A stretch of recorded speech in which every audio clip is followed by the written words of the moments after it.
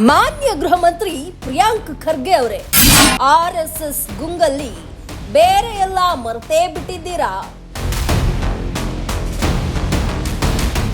ನಿಮ್ಮ ಮೂಗಿನ ಕೆಳಗೆ ನಡೀತಿರೋ ಖಾಕಿ ದರ್ಬಾರ್ ಕಾಣ್ತಿಲ್ವಾ?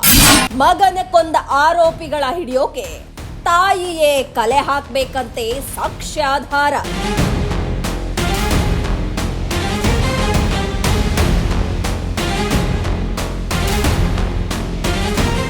ರವೀಂದ್ರ ಗದಾಡಿ ವಿರುದ್ಧವೇ ಆ ತಾಯಿ ಗಂಭೀರ ಆರೋಪ ಮಾಡ್ತಿರೋದೇಕೆ?